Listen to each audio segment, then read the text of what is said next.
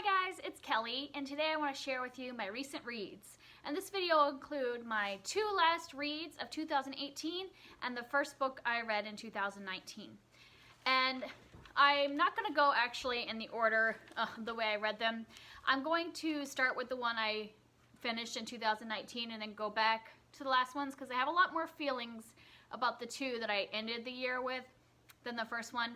And that way we'll kind of go in the order of how much I have to say about these books.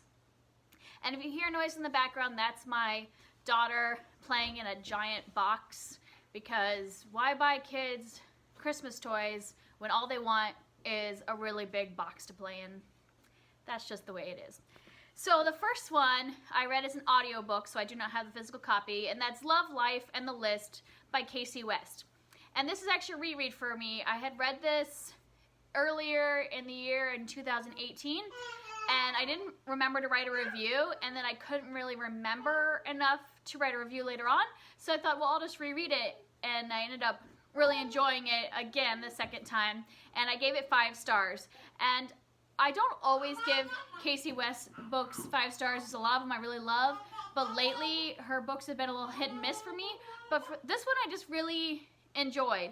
I liked the way the book was a light, fun romance, but then at the same time it also had a lot of like family issues and like emotional growth in it. So this is all about a girl who, she's an artist and she wants to display some of her art in a local gallery, but basically the gallery person has told her that she doesn't have enough heart in her art, and she's just hasn't like reached the point of being able to display it. And so she decides to create this whole list of things that will like give her more life experience, more heart into her work, and that she will try again towards the end of the summer and see if she gets a different result. And then there's also like a romance thrown in there too.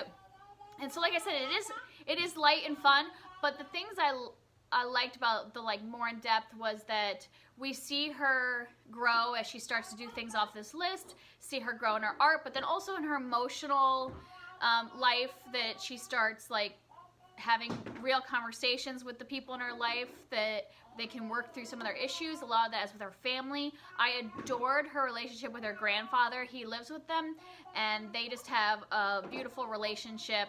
And then both of her parents are present in this book, which for YA is not always the case. Like a lot of times the parents are just absent, or they're there but they're not really like interacting with the kids.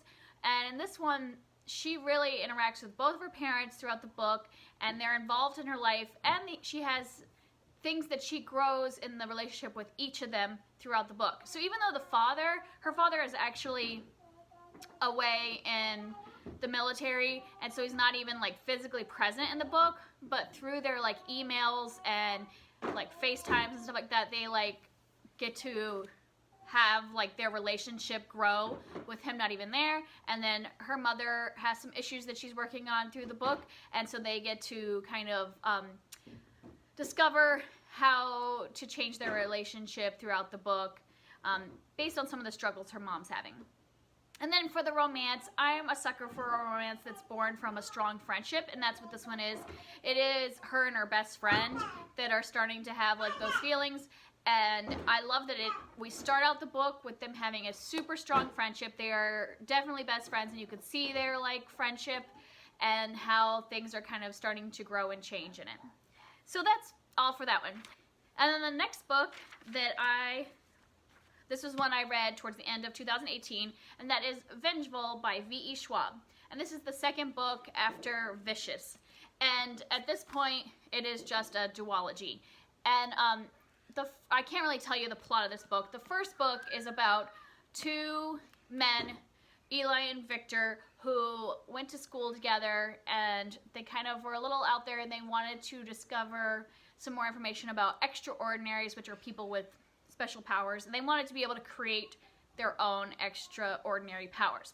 And so that's what the first book is about. Things fall out between the two of them, and they kind of have a hate relationship. And this is a book basically all about villains and bad people, but the first one was done in a way that like you connect with the characters even though they're all like horrible. And I really love the first one. I gave the first one 5 stars. this one was a bit of a disappointment for me.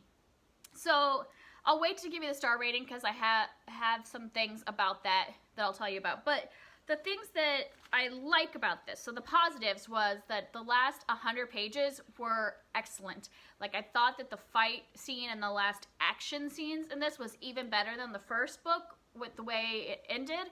Like, I just thought it all came together and was really action-packed. I couldn't put it down for that last 100 pages and found it fantastic, that part of the book. And I also really liked the 2 new female characters she puts in this. The first one very heavily relies on the male characters, and so it was kind of nice to see female villains in the second one. The negatives I had with this, and the reason why it was a bit of a disappointment, was that in the first one we get 2 perspectives, and we are jumping back and forth between the past and the present, but it is between basically 2 timelines. It's when the 2 are in college and then current day, and it's the 2 main characters. This one follows many perspectives. I don't even know how many, like 4, 5, 6, I don't know, a lot. And we go back and forth in time a lot, and it's not like 2 separate timelines. It'll be like 2 years ago, 5 years ago, 2 months ago, 2 weeks ago, 3 weeks ago, and it just like bounces and bounces and bounces that like I couldn't keep track of where we were, who we were talking to, where it came in the order of events in real life. So I just thought her way of skipping between the perspectives didn't work in this book. It worked really well in the first book because it was distinct and easy to keep track of. This one, I was lost for half of the book, and a lot of the people I buddy read this with also were, so I just feel like that was just a fail of this storyline. And then, even though the new characters were great, I really enjoyed the 2 new characters, I didn't feel like they were used to their full ability. Like, I had even said in my buddy read that I felt like this book would have been better served if we just didn't even go back at all to any original characters, and she had just started following new extraordinaries and stay in the same world and the same like rules of the world, but follow new characters. I think that would have been a much better storyline. Because the 2 new characters were so interesting, I really just wanted to stay in their story because I was kind of done with the old characters. I was ready for new ones, and I think that would have been a much stronger book if we had just kind of followed new people and just focused on them, because I didn't feel like we got to see their full potential because there were so many other perspectives. And that goes to the next thing I didn't like, which was the fact that the old characters, I'm not going to tell you who survives and who makes it to this book, but the ones that did make it into this, I just didn't care about them as much now because I don't know, because there were so many perspectives, it felt like I lost a lot of what made them great characters in the first book, and I just didn't feel that connection anymore, and I didn't really care what happened to them in this book. And so that's why I think it would have been just better to have been a companion novel and not continuation of some of the same characters. And then to talk about what kind of my star rating was and what changed it. So when I first finished this book, I gave it a 4 stars, because even though there were some things that disappointed, the ending was spectacular. So I thought, oh, we are setting up for the next book, and so there are some things missing, but she's gonna solve all that. It felt very middle book, and that things would get solved in the 3rd book. But then I found out that she might not even be making a 3rd book, that this might be the end. That at this point, I saw an interview, and at this point she's not planning on writing a 3rd book, and that if she decides to do a 3rd book, that it won't be for another 5 years or so, but that this is possibly the end of the series.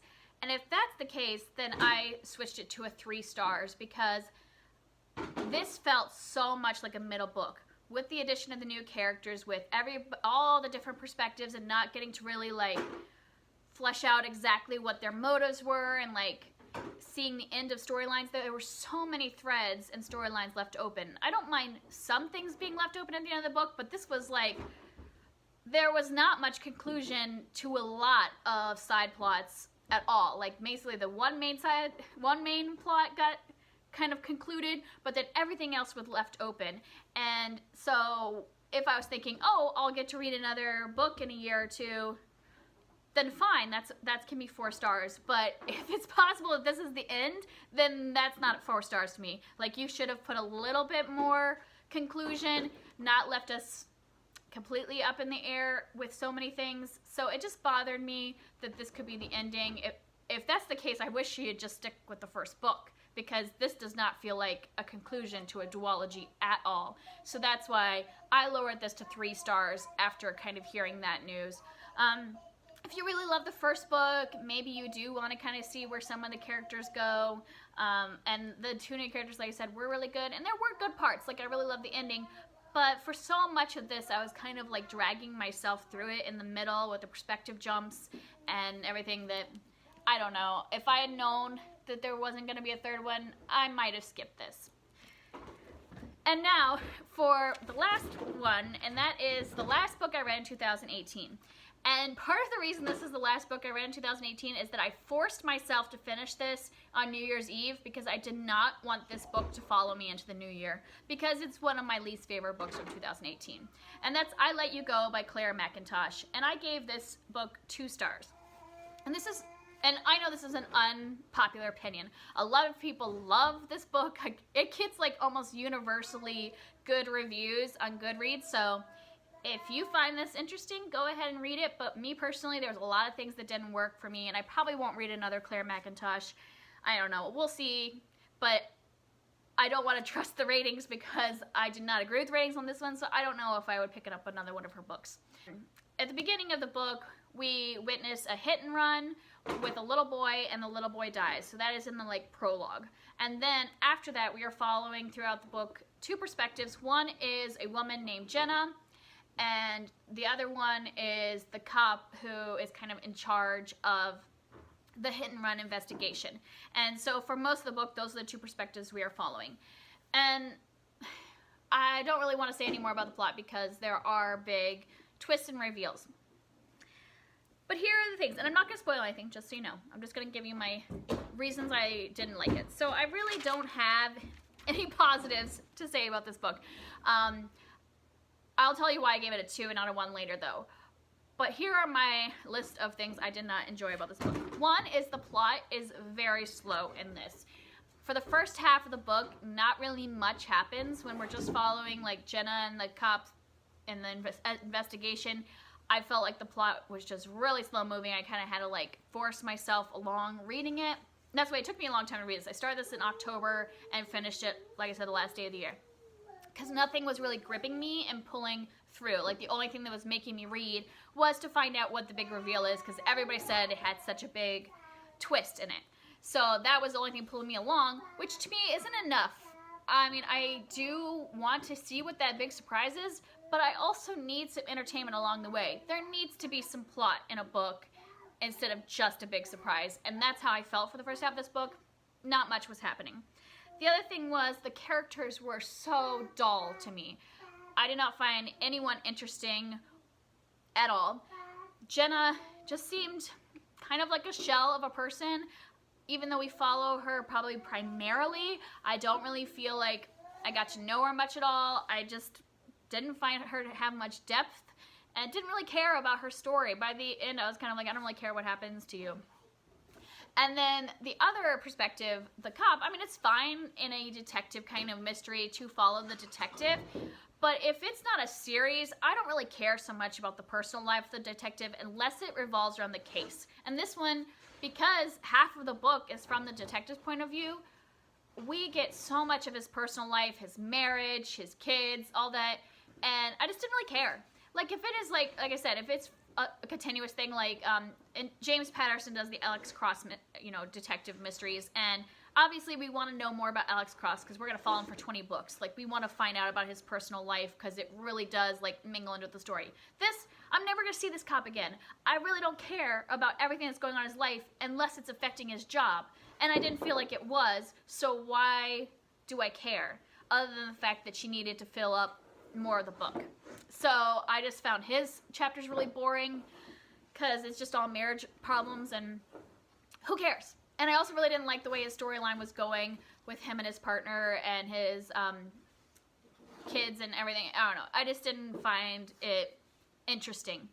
And then we get a new perspective that comes in towards the second half of the book, and his chapters were just cringy to read. it was just horribly written. I felt like I had to keep rereading sentences in that perspective, and because it just wasn't flowing, like it wasn't making sense to me, and it was just, like I said, really cringy to read. So characters, did not like. So far, plot, characters, not good to me. And then we get the twists. I obviously won't tell you any of the twists, but there is like a big twist that everybody talks about, it being like fantastic, and then there are a bunch of other twists, which is what a thriller is supposed to have. A thriller is supposed to surprise you. Well, I guessed every single twist in this book. I mean, there's probably at least 5. Every single one I guessed, even the completely ridiculous ones towards the end. Like, it started to get, for me, towards the end of this book, it was like a soap opera. Like, I'd be reading and I'm like, I know exactly where this is going, and please don't go there, please be more original, and then that's what would happen, and it was like dramatic and ridiculous, and then I would be like, well, if that ridiculous thing happened, I know what's gonna happen next, it's this ridiculous thing, and that's what would happen, and I just felt very predictable. I know a lot of people do not find this book predictable, so if you're someone that doesn't often guess the, like, twist, maybe you'll find it a big surprise, and that will, like, make the book for you.